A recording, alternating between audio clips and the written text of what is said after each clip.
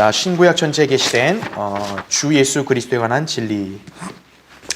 자, 오늘은 이사야 이제 세 번째 시간 갖겠습니다.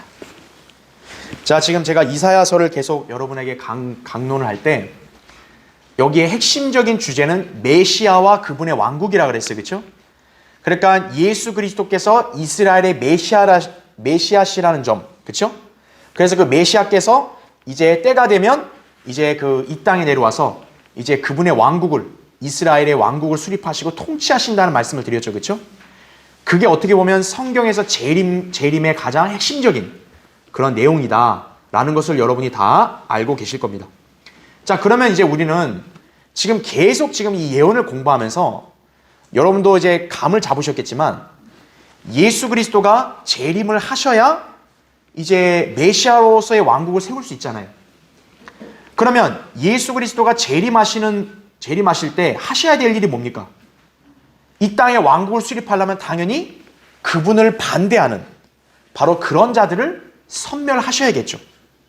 우리가 잘 아는 바로 마귀의 세력들, 즉 적그리스도와 그의 왕국을 예수 그리스도가 재림하실 때 그들을 다 진멸하셔야만 마침내 이 땅에 그분의 왕국을 수립하실 거 아니겠어요? 그렇죠? 그래서 우리가 성경에서 재림에 관한 예언을 공부할 때는 반드시 빼놓지 말아야 될 게 뭐냐? 바로 사탄과 그의 세력들을 멸망시키는 거. 그렇죠? 그러니까 거기에는 이제 이방 왕국들이 멸망되는 게 나와야겠죠. 그렇죠? 거기다 더 중요한 게 뭐냐? 이스라엘이 회복되는 게 들어와야 되는 거예요. 왜냐하면 이스라엘이 회복돼야 그분이 이스라엘 위에 메시아 왕국을 세울 거 아니겠어요? 그래야 구약의 예언이 성취되는 거 아니겠어요? 그러니까 예수 그리스도의 재림을 우리가 살펴보고 공부할 때는 반드시 어떤 것도 항상 기억해야 되냐? 적그리스도와 이방 세력들의 멸망, 그리고 이스라엘의 회복. 이거를 항상 연관지어서 생각하셔야 돼요. 그래야 여러분이 재림에 관한 다른 성경 예언들을 공부할 때도 그러한 예언들을 딱 개념을 딱 잡고 보시면은 이해가 더 수월하시다는 거죠. 자, 이사야 예언의 체계에도 역시 그 내용이 들어가 있는 거예요. 그래서 오늘 할 주제는 뭐냐면 재림 때 적그리스도와 사탄을 쳐부수시는 메시아 예수 그리스도에 관한 그런 주제를 살펴보려고 합니다. 다음 시간에는 이방 왕국들, 즉 이스라엘을 대적했던 이방 왕국들을 주님이 어떻게 섬멸하시는가를 살펴볼 거고, 오늘은 이제 그 주님을 대적하고 이스라엘의 원수는 바로 사탄이죠. 사탄을 어떻게 쳐부수시냐, 바로 재림 때 어떻게 섬멸하시냐, 이제 그것을 살펴보려고 합니다. 자, 그래서 제가 그 교환해 보시면 그 위에 제가 이제 내용들은 다 설명을 드린 거예요. 이사야서에 주로 강조하는 메시아와 그분의 왕국은 우선적으로 이스라엘에게 해당되는 약속이라는 거죠. 그러다 보니까 메시아의 통치를 얘기하는 데 있어서 이스라엘의 회복을 빼놓고 얘기할 수 없다 이거죠. 그래서 이사야는 여러 번에 걸쳐 이스라엘의 회복을 예언하고 있고, 그런데 이스라엘의 회복을 위해서는 그 나라와 민족의 원수인 사탄과 그의 세력을 섬멸하는 것이 전제되어야 한다는 거죠. 이 일을 하실 분도 역시 메시아시라는 거죠. 그렇죠? 그러니까 이사야에는 바로 이러한 예언이 나오는 거죠. 자, 그러면 재림 때 바로 이 사탄을 어떻게 진멸시키느냐? 자, 이사야는 이 예언을 어떤 형식으로 묘사를 했냐면, 첫 번째, 루시퍼를 심판하는 걸로 묘사를 합니다. 여러분, 거기 이사야 14장 한번 펴보세요. 이사야 14장. 네.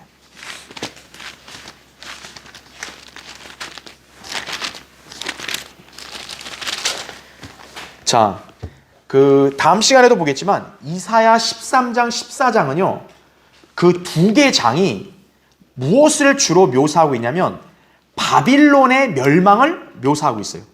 바빌론. 그러면서 그 바빌론의 왕이 이제 너는 끝장날 거다, 쉽게 말하면 그 예언이 나오는 거예요. 이사야 13장, 14장이면. 자, 그러면 괄호 1번 보세요. 이사야 13, 14장이 바빌론과 그 제국의 왕에 관한 심판을 예언한다면, 자, 바빌론은 일단 역사적으로 그 남왕국 유다를 멸망시킨 바빌론이 있잖아요. 과거에. 그렇죠? 그러면 그 역사적으로 그 바빌론에 대한 말씀이냐? 그게 아니라는 거예요. 예언적으로는 이 이사야 13장, 14장의 바빌론의 심판을 말할 때는 그 옛날의 바빌론 적용시키는 게 아니라 앞으로 미래에 있을 신비의 바빌론의 멸망을 다루고 있다. 이렇게 보시면 되는 거죠. 예. 그러니까 여러분이 바빌론 하면 딱 두 가지인 거죠. 옛날 과거의 정치적인 왕국의 바빌론이 있고 이제 대환란 때는 종교적인 형태의 신비의 바빌론이 있다라는 거죠. 예. 이제 적그리스도가 바로 그 바빌론을 이제 통치할 거란 말이죠. 그렇죠? 그래서 예언적으로 미래에 등장할 신비의 바빌론에 해당되는 예언이 이사야 13장 14장이라 보시면 되는 거예요. 그러면 이 이사야 13장 14장에 등장하는 바빌론 왕이라 했을 때는 옛날의 바빌론 인간 왕이 아니라 대환란 때 바로 적 그리스도에게 적용된다. 이렇게 여러분 보시면 되는 거죠. 예. 예언적으로 신비의 바빌론의 왕이 되는 자가 이제 대환란 때 짐승이죠. 짐승. 계시록 13장에 보면 짐승. 그 자가 적그리스도라는 것을 우리는 이미 살펴봤죠. 그렇죠? 그래서 여러분 거기 이사야 14장 한번 보세요. 14장.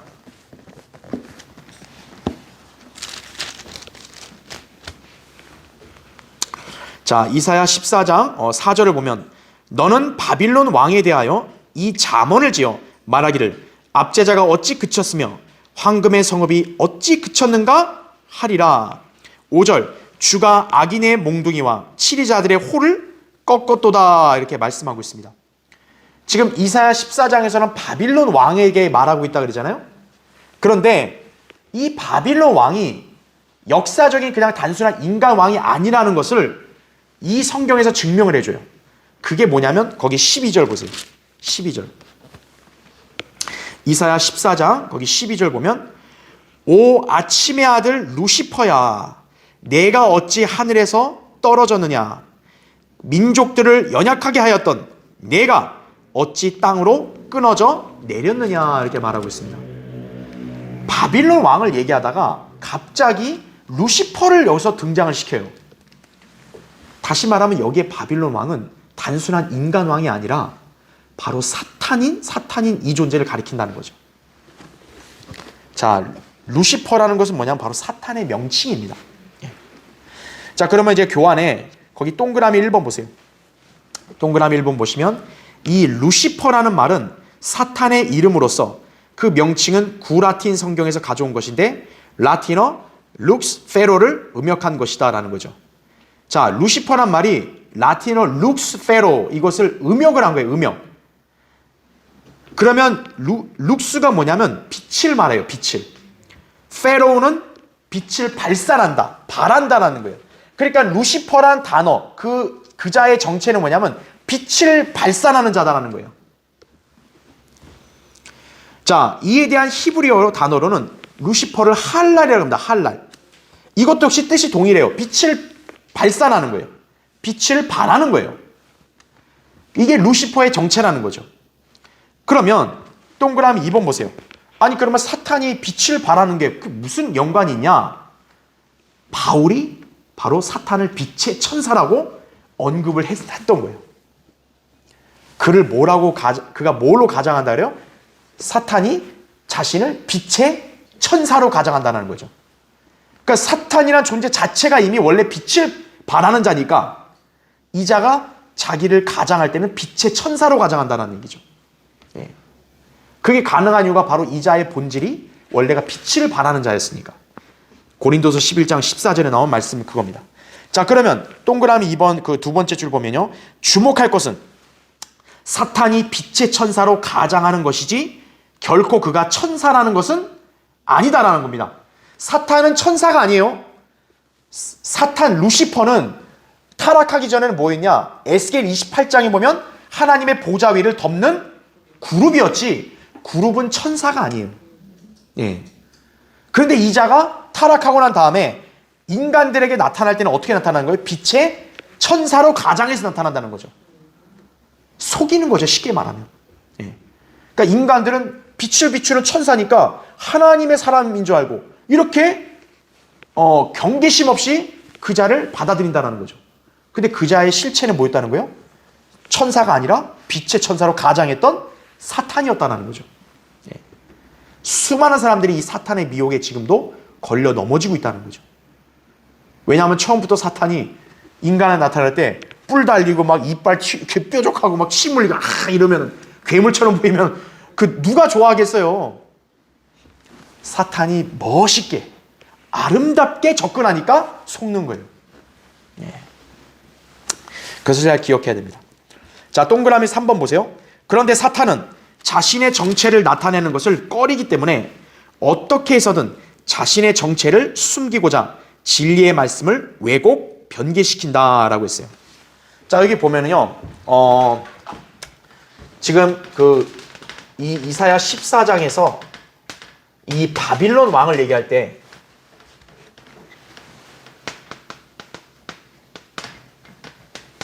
이 바빌론 왕을 얘기할 때는 바로 이 자가 누구냐면 적그리스도를 가리키죠.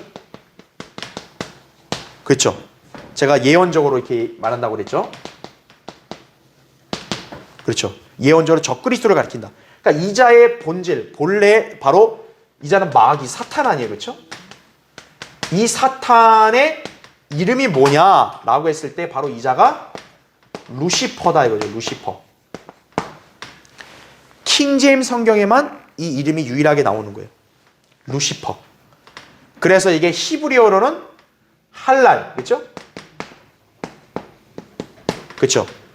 바로 이게 뭐냐면 빛을 비추는 자 이거죠. 그러니까 사람들이 오해하는 게 뭐냐면 봐라. 빛을 비추니까 천사 아니냐 그러는 거예요. 근데 여러분 이거 역으로 생각해 봐요. 빛을 비춘다고 다 천사라고 단정할 수는 없잖아요. 그렇죠? 성경에서 빛을 비추면 다 천사다. 그런 말이 어디 있어요? 그렇죠? 그러니까 빛을 비추는 자지 이 자는 천사가 아니라는 거죠. 그 전에 뭐였다는 거예요? 그룹이었다는 거예요. 그룹. 원래 이 자는 그룹이었어요. 그룹. 하나님의 보좌를 덮는 그룹이었다라는 거죠. 근데 이 자가 교만해져서 하나님의 보좌를 찬탈하려고 반역을 하니까 쫓겨나서 이제 바로 뭐가 된 거예요? 이 자가? 그래서 마귀가 된 거죠. 사탄. 이제 반역을 함으로써 반역을 해서 마귀와 사탄이 돼버린 거죠. 그래서 지금 이 바빌론 왕을 얘기하면서 사탄으로 딱 건너뛴 거는 단순하게 그냥 별도가 아니라 바로 이 자가 예언적으로는 사탄인 적그리스도를 가리킨다라는 것을 알려주는 거예요. 예. 그러니까 여러분이 그걸 잘 기억하시죠. 그래서 바빌론 왕의 멸망을 얘기할 때는 그냥 옛날 바빌론 제국의 멸망만을 생각하면 안 되고 장차 미래의 대환란 때 있을 적그리스도가 통치할 신비의 바빌론의 멸망이다. 이사야 13, 14장은 그렇게 여러분 이해하셔야 되는 거예요. 그럼 여러분도 아시겠지만 그 바빌론, 신비의 바빌론이 나오는 것이 성경이 어디입니까? 요한계시록 17장과 18장이죠. 그러니까 여러분이 요한계시록 17장과 18장으로 이사야 13, 14장과 연결을 시켜야 여러분이 여기에 나온 예언들을 쉽게 이해할 수 있다는 것을 잘 기억해야 합니다. 예. 그래서 제가 또 이거 설명하다 요걸 빠뜨렸네. 자, 루시퍼란 말이에요. 근데 제가 이걸 설명하려다 못했어. 우리 성경은 이건데 그 변개된 성경들 있잖아요. 변개된 성서들, 그렇죠? 성서, 뭐 우리나라의 뭐 개역 성경 그런 거 다 이 루시퍼를 어떻게 변개시켰냐면 새벽별로 변개시켰어요. 새벽별. 개역 성경, 우리나라 개역 성경은 이걸 계명성이라고 그러잖아요. 계명성과 새벽별로 변개가 시킨 거예요. 이 구절에 있는 거예요. 그러면 이 새벽별과 계명성은 누구를 가리키는 거냐면 사탄이 아니에요. 바로 이건 누구의 명칭이냐? 예수 그리스도의 명칭이에요. 그러니까 이 나라 교회들이 쓰는 성경은 어때요? 사탄에게 해당되는 말을 갖다가 예수 그리스도께 해당되는 걸로 적용시킨 신성 모독죄를 저지른 그 성경을 들고 있는 거예요. 예. 계시록 22장 16절에 보면 예수 그리스도께서 나는 빛나는 새벽별이라고 했다고. 예. 그러니까 새벽별 계명성은 예수 그리스도를 얘기하는 건데 지금 사탄에게 적용되는 말씀에다가 예수 그리스도 이름을 갖다 넣어버린 거예요. 그 얼마나 모독적인 거예요, 그게. 근데 더 웃긴 게 뭔지 아십니까? 이 나라의 목사들 중에서요, 루시퍼란 이름을 모르는 사람이 없어요. 사탄의 이름 뭔지 아세요? 루시퍼요. 그런 거 그 어디서 알았죠? 성경을 펴서 좀 보여주세요. 그렇게 물어봐야 되는 거예요. 아무도 몰라요. 못해요. 루시퍼란 이름은 오직 바른 성경인 킹제임스 성경에만 나오는 거예요. 우리 한글 킹제임스 성경에만 사탄의 정확한 명칭을 딱 거기다 적시해 놓은 거예요. 일반 교회들은 이렇게 쓴 성경을 들고 있는데 루시퍼를 다 알아요. 어떻게 알죠? 그 목사들이 킹제임스 성경을 다 봤으니까 아는 거예요. 그래서 그런 위선적인 거죠, 그게. 그렇죠? 예. 자, 그래서 우리 성경에만 이게 이제 루시퍼라는 명칭을 정확히 쓴 거죠. 아침의 아들 루시퍼. 근데 변개된 성경은 새벽별 계명성으로 그렇게 오역을 했다라는 거죠. 그러면 거기 동그라미 4번 보세요. 그러니까 왜 변개된 성경, 개역 성경이 여기에 루시퍼를 왜 별이라고 썼냐면 빛을 비춘다 그러니까 별인 줄 아는 거예요. 아, 빛을 비추는 건 별이지. 그러니까 새벽별 이렇게 써버린 거예요, 이게. 왜? 또 아침의 아들이라 그러니까 아침이면 새벽이네? 또 빛을 비추니까 별이네? 아이고 새벽별 이렇게 써버린 거예요. 성경에서 별은 천사를 보통 가리키잖아요. 그러니까 제가 아까 얘기한 맥락과 다 연관이 있는 거예요, 전부 다. 저게 변개된 원인이 그냥 원인이 그렇게 된 게 아니고 다 그런 의도가 있었던 거예요. 예언에 무지하고 또 믿지 않는 사람들이 그렇게 잘못을 저지른 거죠. 자, 그러면 동그라미 4번 보세요. 루시퍼 혹은 할랄이라는 단어는 단지 빛을 발하는 자라는 말일 뿐이에요. 빛을 발한다고 무조건 별이라고 단정할 순 없죠. 더욱이 새벽별은 우리 주 예수 그리스도의 고귀한 이름 중 하나다라는 거죠. 자, 그래서 여러분이 지금 거기 이사야 14장 12절에다가 예수님이라는 이름을 한번 넣어보고 읽어보세요. 오 아침의 아들 계명성이요. 그러면 오 아침의 아들 예수님이요. 내가 어찌 하늘에서 떨어졌느냐. 민족들을 연약하게 했던 내가 어찌 땅으로 끊어져 내렸느냐. 이게 예수님한테 해당돼요? 말도 안 되는 그런 그 구절을 갖다가 그냥 그걸 그대로 그냥 아무렇지도 않게 쓰고 있는 거예요, 그냥. 그러니까 여러분이 왜 성경이 중요한지를 아셔야 되는 거예요. 예. 변개된 성서들은 사탄의 정체를 감춰버리는 거예요. 그러니까 제가 아까 표면적인 것은 이 사람들이 그 빛을 비추는 걸 무조건 별, 천사로 무조건 오인했기 때문에 된 거지만 더 영적인 그런 의도는 뭐냐면 마귀가 자신의 정체를 가리는 거예요. 여러분 잘 아셔야 돼요. 사탄의 주 무기가 뭐냐? 위장. 그쵸? 그 다음에 위장 다음에 모방, 따라하기, 흉내내는 거 전문. 마지막 세 번째는 타협이에요. 사탄이 쓰는 주무기가. 그러니까 사탄은 자기 정체를 결코 공공하게 드러낸 존재가 아니에요. 딱 숨는 존재, 가리는 존재라고. 그러니까 성경에서만이 사탄의 존재를 딱 명확하게, 적나라하게 드러내잖아요. 그러니까 사탄이 성경을 어떻게든 변개시키는 거예요. 그래서 자기에게 해당되는 치명적인 거는 싹 변개시키는 거예요. 그러니까 그리스도인이라는 사람들이 그런 성경을 들고 있다면 얼마나 수치스러운 일이에요, 그게. 그렇죠? 자, 괄호 3번 보세요. 이사야 선지자는 장차 사탄인 적그리스도를 바빌론 왕에 빗대어 묘사했고 그와 그의 왕국인 바빌론의 멸망을 예언한 것이다. 이 자를 멸망시킬 분은 다름 아닌 누구세요? 주 예수 그리스도시다 라는 거죠. 여러분 거기 지금 펴져 있는데 그 이사야 14장 거기 16절 보세요.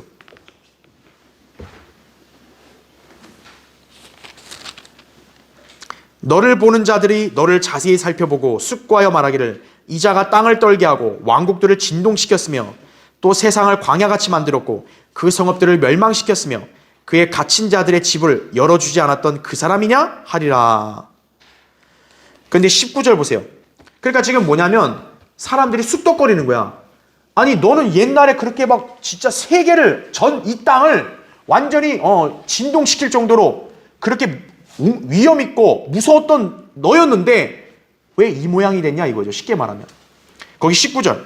너는 가증스러운 가지처럼 내 무덤에서 버려졌고 칼에 찔려 구덩이 속에 돌들로 내려가는 죽은 자들의 옷 같고 발밑에 밟힌 시체 같도다라는 거죠.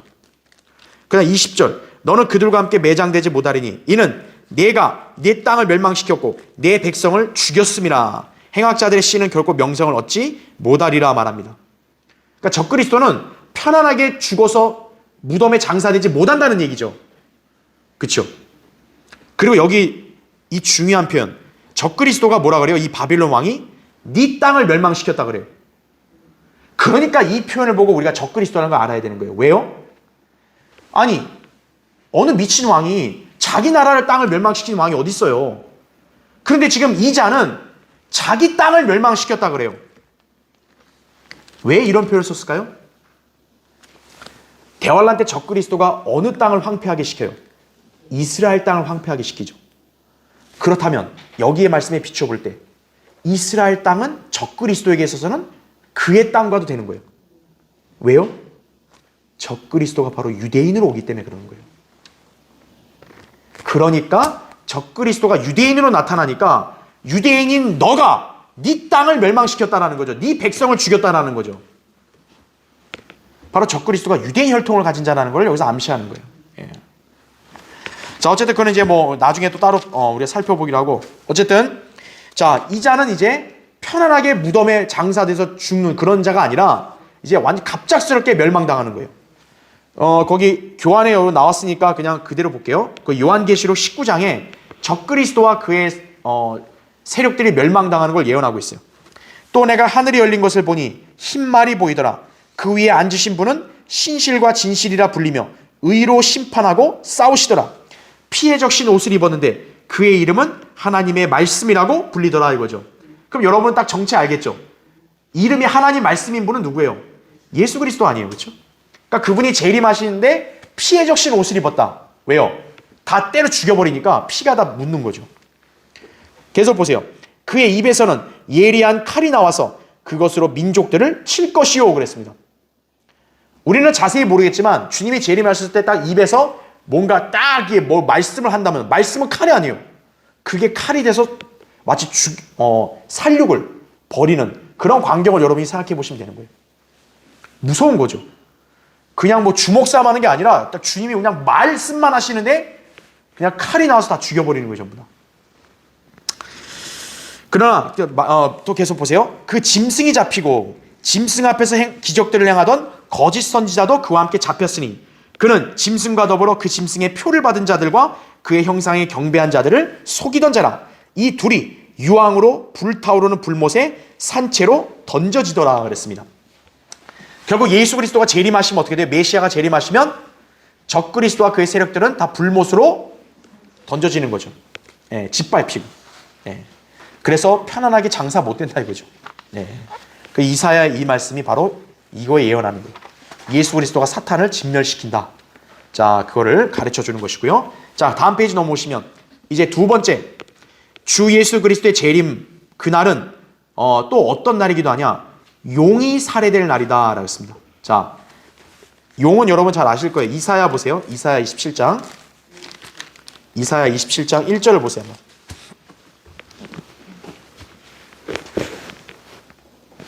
이사야 27장 1절.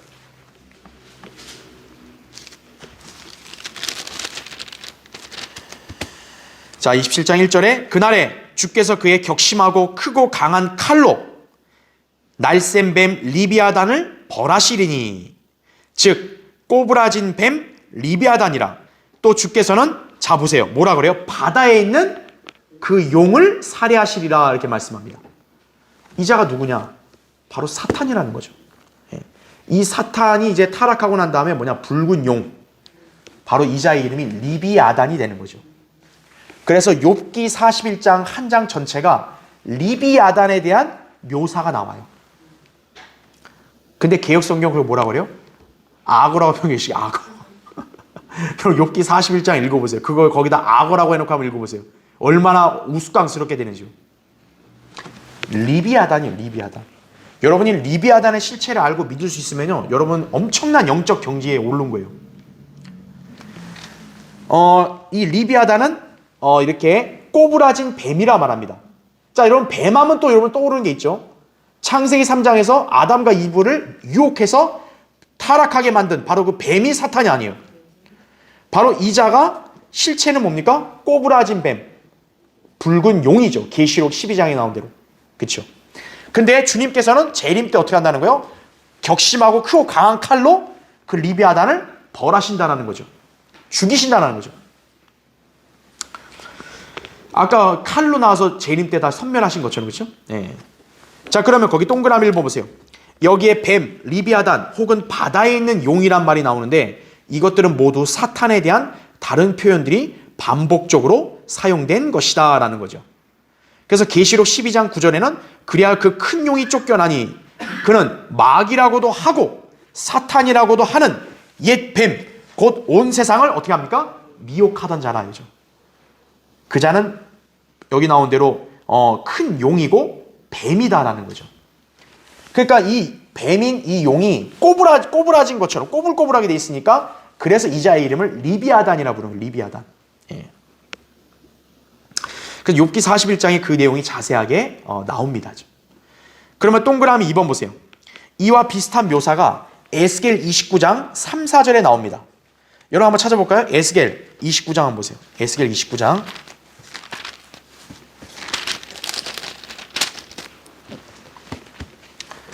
에스겔 29장. 거기 2절부터 제가 읽을 테니까 잘 보세요. 거기 2절. 자, 에스겔 29장 2절 보시면 인자야 내 얼굴을 이집트 왕 파라오를 대적하여 두고 그와 모든 이집트에 대하여 예언하여 일러 말하라. 주 하나님이 이같이 말하노라.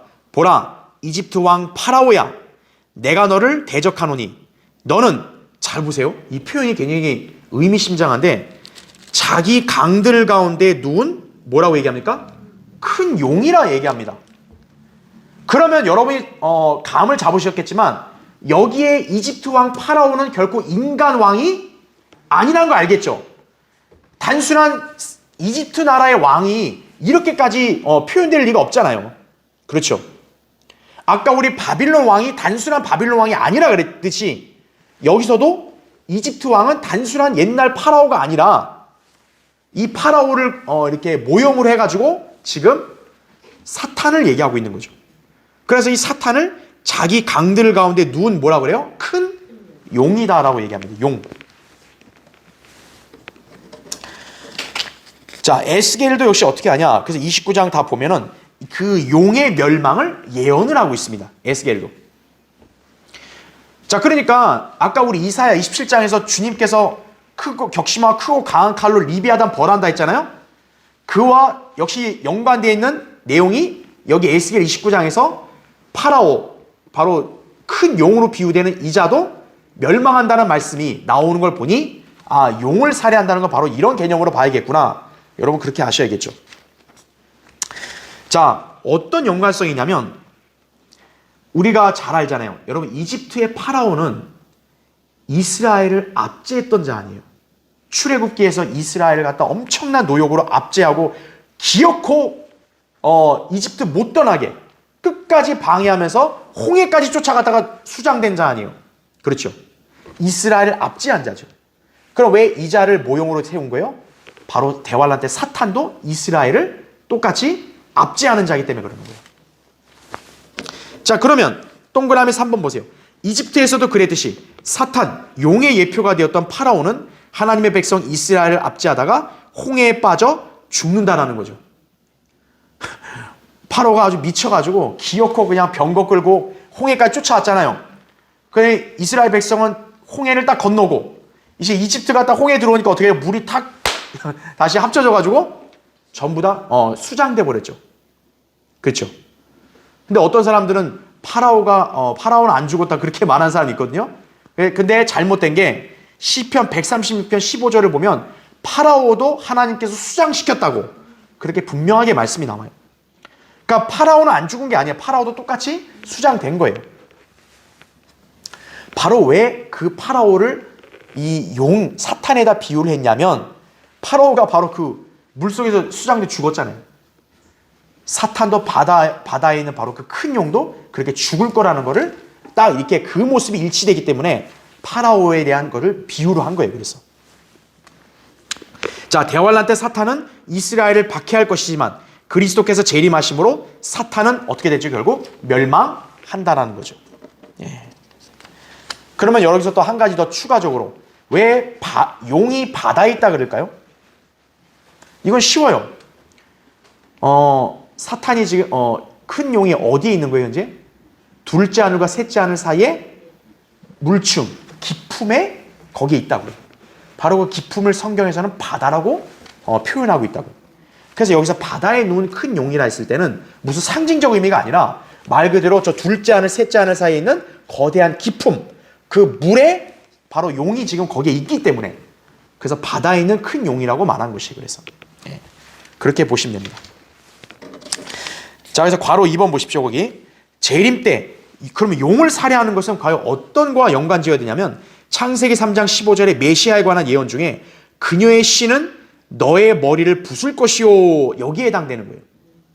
자, 창세기 3장 15절 보면 여자의 씨와 뱀의 씨가 적이를 이룬다 그랬어요. 그렇죠? 그런데 뱀도 씨가 있잖아요. 그런데 정작 여자의 씨는 누구의 머리를 부순다고 얘기하냐면 뱀의 씨라는 말 안 하고 뱀의 머리를 부순다고 그래요. 창세기 3장 15절을 잘 보면. 아니, 여자가 뱀을 부수는 게 아니라 여자의 씨가 뱀의 씨와 적이를 이루는데 정작 여자의 씨가 머리를 통을 부숴버리는 것은 뱀의 씨가 아니라 뱀을 부순다고 말하고 있어요. 그러니까 예수 그리스도가 적그리스도의 머리를 짓밟고 진멸시키는 것은 그냥 단순한 인간 적그리스도 그 개념이 아니라 곧 사탄을 멸망시키는 것과 똑같다라는 거예요. 그게. 그래서 적그리스도와 거짓 선자는 이제 불못으로 가잖아요. 그러면 사탄은 어떻게 될까요? 사탄은 무사할까요? 아니죠. 요한계시록 20장 2절 3절 보면 주님이 재림하시면 사탄은 끝없이 깊은 구렁에 던져져서 갇히게 되죠. 1000년 동안. 그게 어떻게 보면 이제 그 용이 살해되는 것과 이렇게 연관시키는 거와 시키면 된다는 거죠. 그렇죠? 어차피 이제 사탄이 나중에 풀려나서 또 한번 미혹시켜서 또 반역하면 그때 이제 완전히 이제 그때는 이제 멸망당하는 거고. 그렇죠? 자, 괄호 3번. 우리 주 예수 그리스도께서는 그분의 크고 격심한 칼로 우주의 심연을 속같이 끓이는 용이랄지라도 깨트려 버리시는 것이다 라는 거죠. 그러니까 이 리비아단이 얼마나 그 위력이 대단하냐면 그 둘째 하늘 셋째 하늘 사이에 그 거대한 물층을요 막 솥같이 끓일 정도로 엄청난 힘이 있는 자라는 거죠. 이 자가. 근데 그런 자라 할지라도 어떤 거예요? 예수 그리스도께서 칼로 다 그 자를 죽이신다라는 거죠.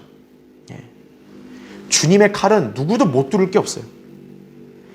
거꾸로 예수 그리스도가 물리치지 않으면은 사탄은 그 누구도 이길 수 없는 거예요. 인간들이 무슨 뭐 창 갖고 와가지고 그렇죠? 뭐 고리 갖고 와서 막 악어는 이길 수 있죠. 악어는 막 창 찌르면 이기잖아요. 전부 다 총 쏘고 하면. 근데 리비아단에게 그게 안 먹힌다는 거죠. 그걸 우리에게 알려주는 거죠. 그렇죠? 자, 이제 그 다음에 그래서 여러분 계시록 19장 15절에도 나온 대로 전능하신 하나님의 맹렬한 진노의 포도즙 틀을 밟으실 것이다. 주님이 짓밟아 버리는 거죠. 자, 괄호 4번. 그리스도의 재림은 사탄과 그의 무리들에 대한 총체적인 심판이다. 종말에 관한 모든 예언은 사탄 혹은 적그리스도의 멸망을 다루고 있다라는 것이. 그러니까 여러분이 이제 뭐 이사야뿐만 아니라 여러 구약의 말씀을 볼 때 어떤 그런 이방 그런 왕이나 어떤 존재에 대한 어떤 진짜 극심한 멸망을 말씀한다면 거의 10중 8구가 그게 이제 재림 때 이제 사탄과 적그리스도의 멸망을 예언한 것이다. 이렇게 보시면 여러분이 좀 이해하기 편하실 거예요. 네. 자, 마지막 세 번째. 자, 이제 주님이 이제 사탄과 그 세력들을 물리치는 날은 또 어떤 모습을 보이냐? 주 예수 그리스도께서 투구를 쓰시는 바로 그날이다. 여러분, 투구 언제 써요? 군인이 딱 전투 못 쓰는 거 뭐예요? 싸우러 갈 때 쓰는 거 아니에요? 주님이 이제 싸우러 가서 그 사탄의 세력을 섬멸하시는 거죠. 마지막 이사야 59장 보세요. 이사야 59장.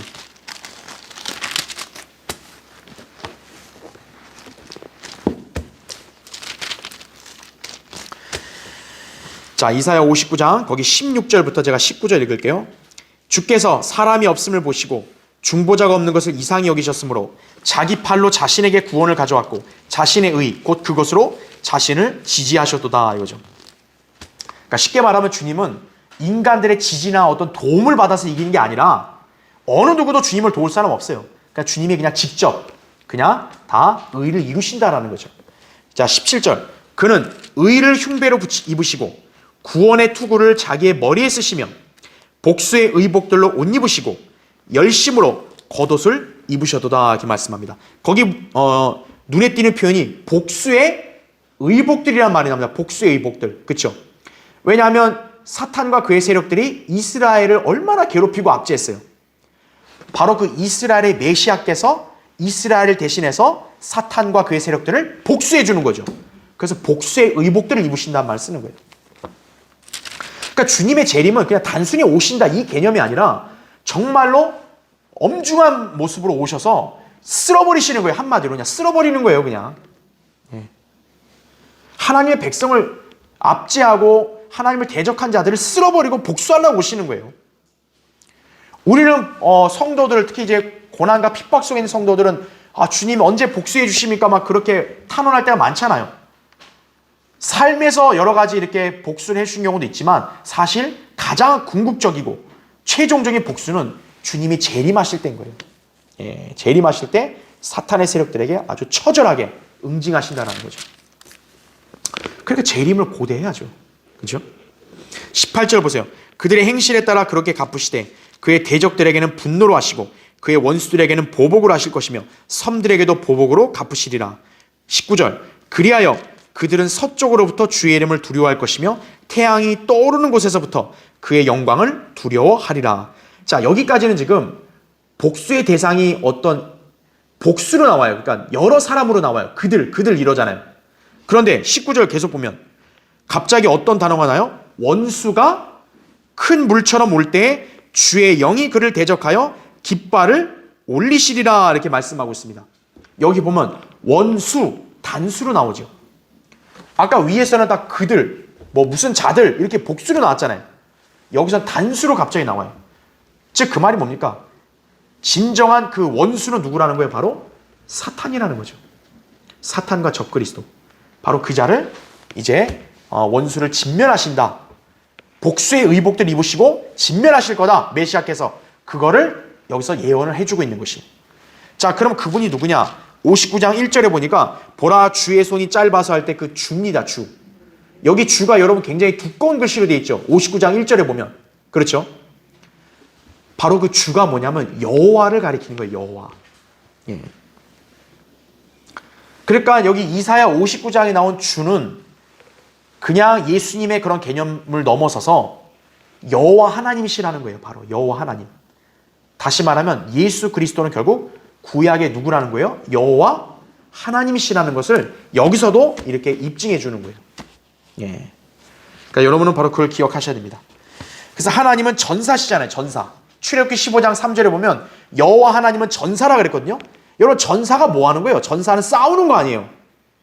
바로 예수 그리스도께서 이스라엘의 원수인 사탄과 그의 세력들에게 복수하려고 친히 오셔서 전사로서 싸우실 것이다 라는 거죠. 그것을 여기 이사야 59장에서 또 하나의 예언으로 이렇게 계시해 주신 것이. 자, 오늘 그래서 우리는 여러분이 이사야의 예언 가운데는 메시아가 재림하면 가장 원수의 우두머리인 사탄과 그의 세력들을 진멸하시는구나. 그것을 여러분이 알 수 있는 것입니다. 다음 시간에는 이제 그 이스라엘 사탄의 세력들 가운데 있는 이방 민족들, 이스라엘을 괴롭힌 구체적으로 이방 민족들이 어떤 식으로 멸망되는가, 그것을 살펴보도록 하겠습니다. 네.